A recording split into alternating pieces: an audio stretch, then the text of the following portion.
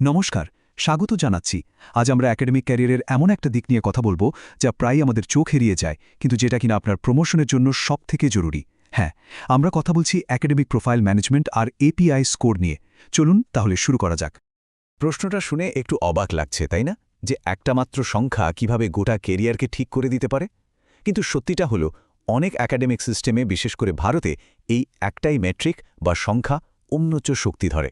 আর সেই সংখ্যাটা হলো এপিআই স্কোর, যা আপনার পদোন্নতির ভাগ্য প্রায় নির্ধারণই করে দেয়। তো এই পুরো ব্যাপারটাকে আমরা ধাপে ধাপে বুঝব। প্রথমে দেখব সমস্যাটা আসলে কোথায়, তারপর কথা বলবো একটা দারুণ সমাধান নিয়ে, আর সবশেষে দেখব এর থেকে কি কি সুবিধা পাওয়া যেতে পারে।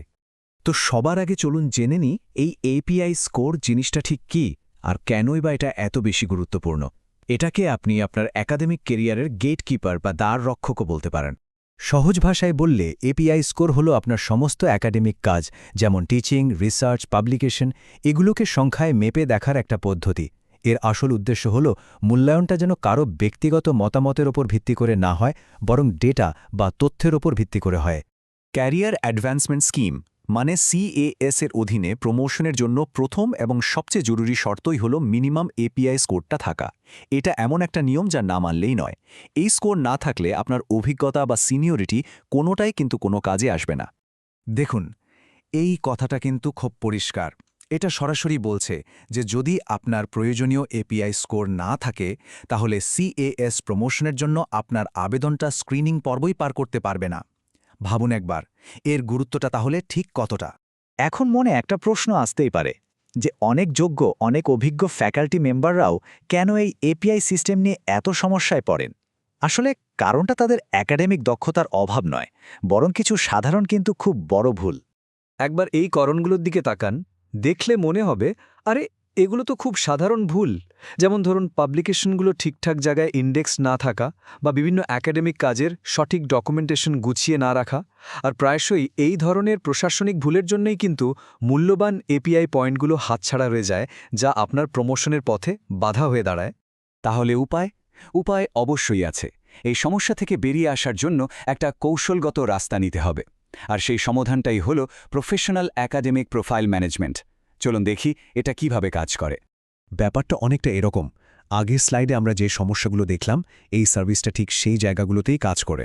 যেমন এটা গুগল স্কলার বা স্কোপাসের মতো প্ল্যাটফর্মে আপনার প্রোফাইল তৈরি করে সেটাকে আরও উন্নত করে তোলে, আপনার সমস্ত কাজের ডকুমেন্টেশন ইউজিসি গাইডলাইন অনুযায়ী সাজিয়ে দেয়, আর সব শেষে একটা প্রফেশনাল পোর্টফোলিও তৈরি করে।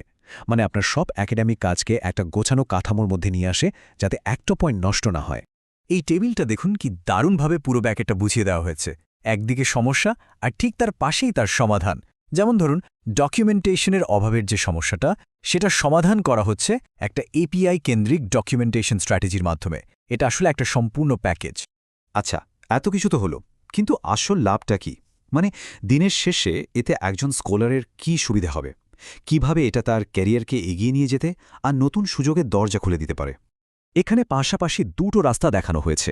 ভাবুন একবার, একটা রাস্তা হলো প্রোফাইল ম্যানেজমেন্ট ছাড়া, যেখানে এপিআই পয়েন্ট হারানোর ভয় থাকে, সুযোগ হাতছাড়া হয়ে যায়। আর অন্যদিকে একটা গোছানো প্রোফাইল আপনাকে দিচ্ছে স্পষ্ট প্রমাণ, বিশ্বাসযোগ্যতা, আর ইন্টারভিউতে অনেক বেশি আত্মবিশ্বাস। পার্থক্যটা কিন্তু আকাশ পাতাল। একটা শক্তিশালী একাডেমিক পরিচয় ঠিক কি? এটা কিন্তু শুধু কয়েকটা পাবলিকেশন নয়। এই চার্টটা দেখুন, এটা একটা সম্পূর্ণ প্যাকেজ। এখানে optimised profile, verified publication, citation tracking, একটা প্রফেশনাল পোর্টফোলিও, এই সব কিছু মিলিয়ে আপনার একটা সম্পূর্ণ আর বিশ্বাসযোগ্য পরিচয় তৈরি হয়। তাহলে সব মিলিয়ে আমরা কি পাচ্ছি? প্রথমত, একটা গোছানো প্রোফাইল আপনার পরিচিতি বাড়ায়, নতুন কোলাবোরেশনের সুযোগ তৈরি করে, আপনার গবেষণার ইম্প্যাক্ট সবার সামনে তুলে ধরে, আর সবচেয়ে বড় কথা, এই সব কিছুর মাধ্যমে আপনার মূল্যবান সময় বাঁচায়। তাহলে এই পরিষেবাটা ঠিক কাদের জন্য সবচেয়ে বেশি কাজের? এটা কি শুধু সিনিয়র ফ্যাকাল্টিদের জন্য, নাকি যারা সবেমাত্র গবেষণা শুরু করেছেন তাদের জন্য? চলুন এটাই এবার দেখে নেওয়া যাক।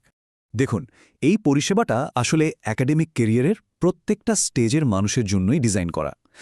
আপনি আপনার একাডেমিক জার্নি যে স্টেজেই থাকুন না কেন, আপনি যদি একজন পিএইচডি স্কলার হন যিনি ফ্যাকাল্টি পদের জন্য তৈরি হচ্ছেন, বা ধরুন আপনি একজন অ্যাসিস্ট্যান্ট বা অ্যাসোসিয়েট প্রফেসর যিনি CAS প্রমোশনের জন্য আবেদন করছেন, এটা কিন্তু প্রত্যেকের জন্যই সমানভাবে উপকারী।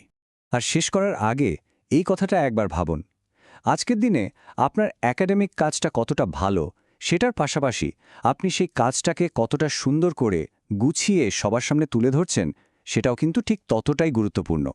আর এটাই হয়তো আজকের আলোচনার সবচেয়ে বড় শিক্ষা।